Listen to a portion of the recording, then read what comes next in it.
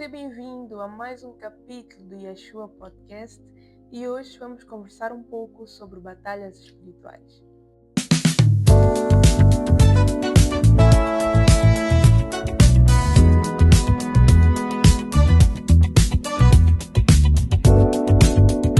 Eu quero começar com um versículo que está lá em Efésios 6, versículo 10 em diante, que diz: Finalmente, sejam fortalecidos no Senhor e na força do seu poder. Vistam-se de toda a armadura de Deus para poderem ficar firmes contra as ciladas do diabo, pois a nossa luta não é contra a carne e sangue, mas contra os principados e potestades, contra os dominadores deste mundo tenebroso, contra as forças espirituais da maldade nas regiões celestiais. Por isso, vistam-se de toda a armadura de Deus para que possam resistir no dia mau e permanecer inabaláveis depois de terem feito tudo.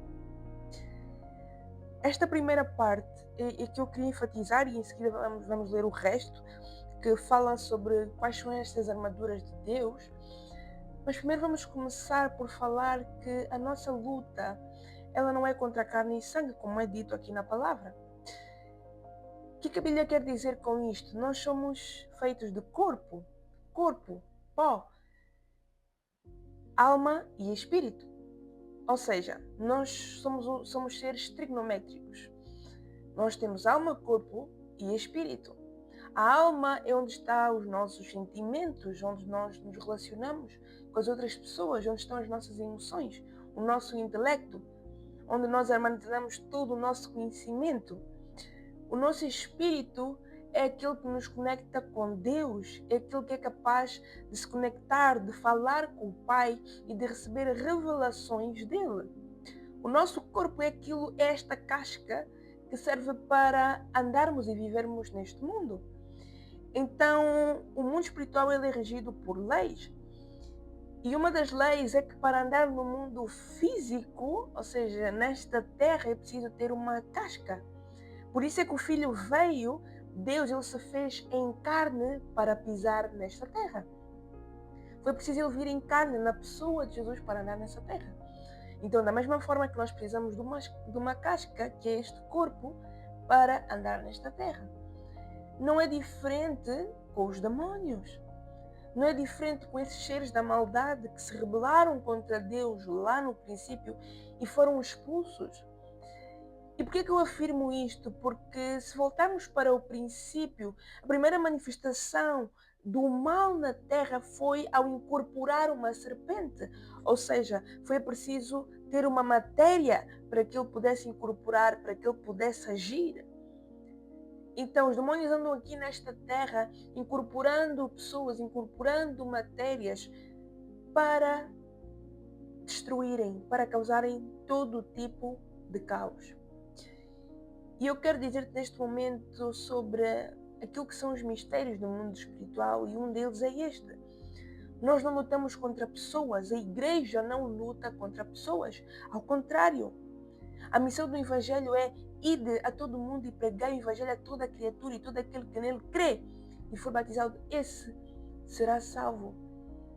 Então, como igreja e como pessoas, o nosso dever é olhar para a humanidade com misericórdia. Por mais que eles sejam maus, por mais que eles sejam injustos, por mais que eles sejam o pior que pode haver na raça humana, quem somos nós quando nós também fomos alcançados pela misericórdia de Deus? Então o que a Bíblia quer dizer é o seguinte, olhem, o Paulo está a dizer, a nossa luta não é contra pessoas. A minha luta não é contra aquela pessoa que me odeia. Porque na realidade ela não me odeia, ela está a ser influenciada provavelmente por um espírito de inveja. O mal que atua nela, que age ao redor dela, não suporta a luz que eu carrego, que vem do Senhor. E não digo essa luz para vanglória, não, mas pela graça de Deus. Porque quando nós aceitamos Jesus, nós recebemos o Espírito Santo de Deus. E Deus é luz, Ele é paz. Quem anda na escuridão é as trevas. Então, significa dizer que a minha luta nem mesmo contra aquela amiga que tem inveja de mim, que não gosta de mim, contra aquele colega no trabalho que me persegue. A minha luta não é contra pessoas. Nós muitas vezes, inclusive, batalhamos pelos nossos familiares, até mesmo briga entre irmãos, briga entre pais e filhos. A minha luta não é contra eles, a minha luta não é contra os meus familiares, não é contra a minha irmã, não é contra o meu irmão, não é contra a minha mãe, mesmo que eles tenham o péssimo comportamento. O meu dever como cristão é orar por eles, interceder e compreender, porque é certo, nós sendo humanos temos a natureza pecaminosa. Em Adão todos pecaram. Em Adão todos pecaram e essa natureza pecaminosa continua a correr até os dias de hoje. Isso está no nosso DNA, todo mundo já nasce com o DNA do pecado. Só que a diferença é a distinção entre o bem e o mal.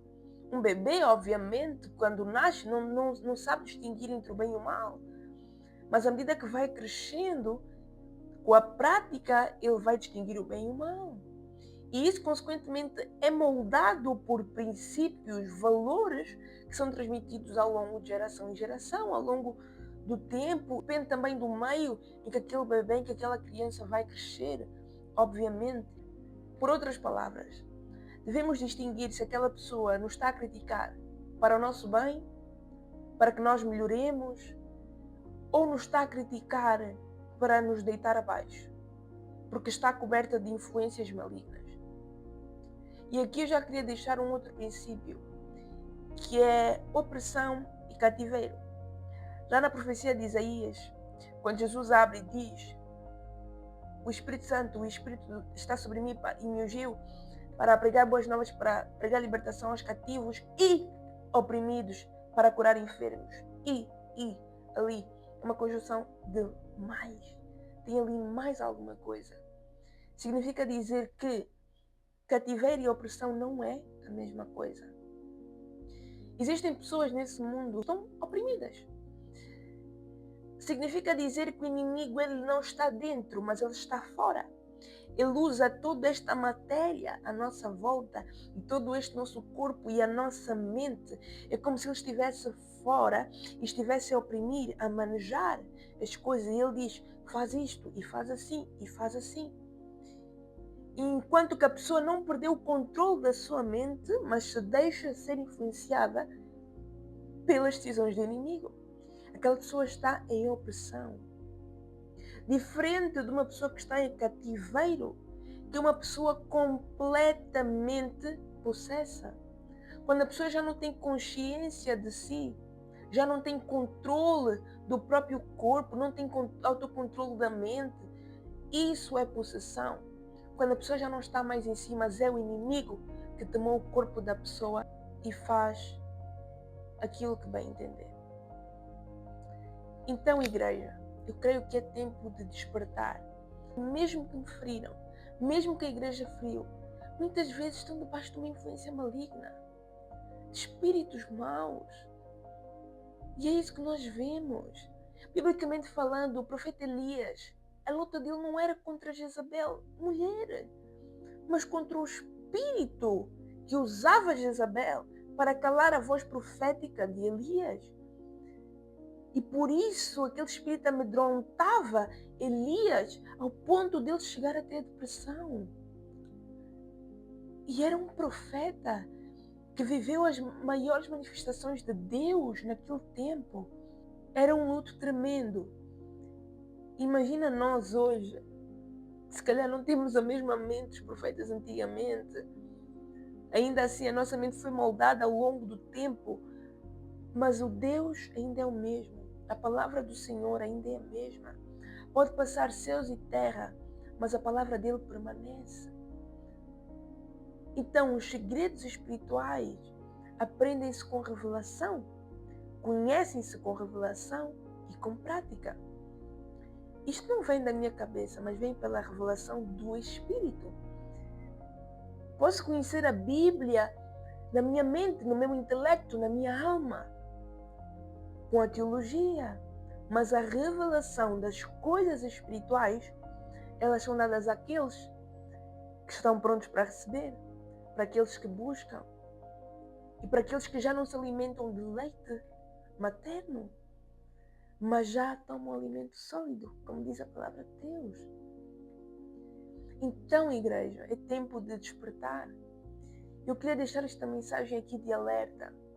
É tempo de abrirmos os nossos olhos espirituais. É tempo de guerrearmos pelos nossos, pela nossa família e não desistir. Porque o que o inimigo mais quer é que a igreja pare.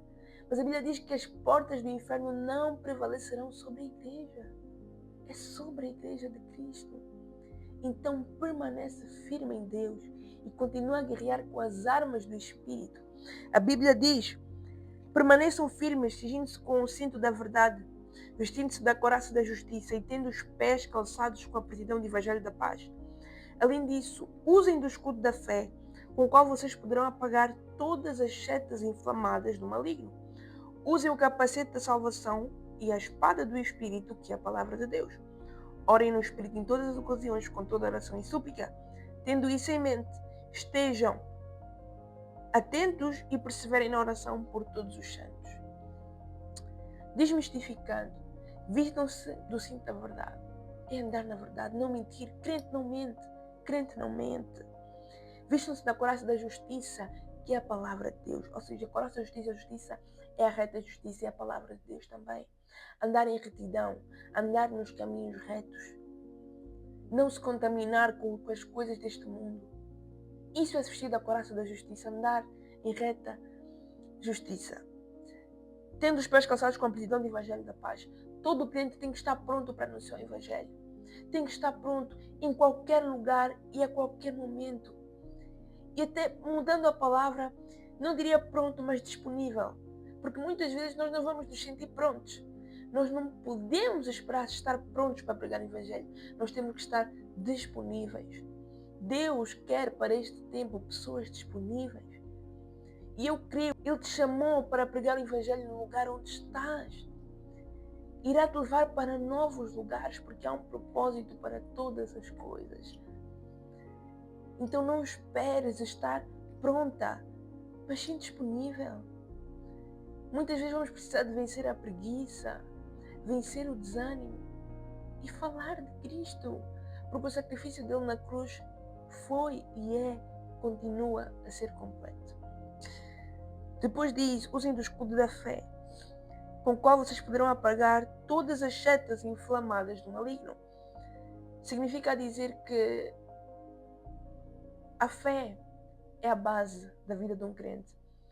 A Bíblia diz que sem fé não podemos agradar a Deus. E é com essa fé que nós apagamos as flechas, aquilo que o inimigo lança contra nós, contra a nossa mente. E usem do capacete da salvação e da espada do Espírito. Ainda não creste em Jesus e ainda não foste batizado. Aliás, o batismo ele vem como uma ordenança ao aceitar Jesus. Ou seja, todo crente que aceita Jesus, consequentemente também é batizado, porque aquele ato de batismo é um ato profético em que morre o velho homem e nasce um novo homem. Então, o batismo ele vem como uma obediência àquilo que é efetivamente aceitar e crer em Jesus. Mas o principal da salvação é crer com o coração. Se tu aceitaste Jesus da boca para fora, ainda não foste salvo. O teu livro não foi escrito no livro da vida, porque só aceitaste da boca para fora. A tua vida, o teu coração não creu. A Bíblia diz crer, e crer é com a alma, com o coração. Crer no teu íntimo que Ele é Salvador, que Ele morreu por ti. E arrepender, o verdadeiro arrependimento. É preciso estar presente no momento em que aceitamos Jesus. Reconhecer que Ele é santo, que Ele morreu por nós. No nosso íntimo, é aí que há a verdadeira salvação. Porque muitos aceitaram Jesus da boca para fora. E muitos foram batizados. Mas a intenção do coração não foi a que Deus quis. Se tu foste batizado porque querias acompanhar os teus amigos, deixa-me dizer-te que o teu batismo não valeu. Porque não foi com a intenção do coração que a Bíblia afirma. Não foi.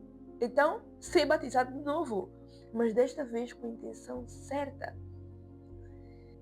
Combatam com a espada do Espírito também, que é a palavra de Deus. Ter domínio da palavra de Deus, conhecer a palavra de Deus, é uma das formas de combater a Satanás.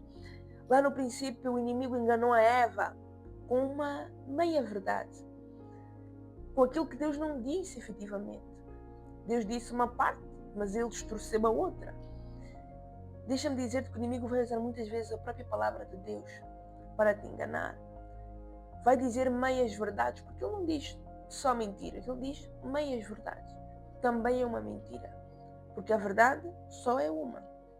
Então, conhecer a palavra de Deus, que é a verdade, Jesus, que é a própria palavra, que é a verdade, o caminho e a vida, é com isso que nós combatemos as mentiras e as ciladas do inimigo. Tendo isto em mente, estejam atentos e perseverem em oração. Vigiai e orai, vigiai e orai. Não abrir portas, não abrir brechas. Estar atentos. Porque o inimigo ele se infiltra nas pequenitas coisas. Então, estarmos alinhados e procurarmos não abrir brechas, seja com os nossos pensamentos, seja com a nossa língua, seja com aquilo que nós consumimos na internet, é importantíssimo. Fugir ao pecado, andar em santidade, em retidão.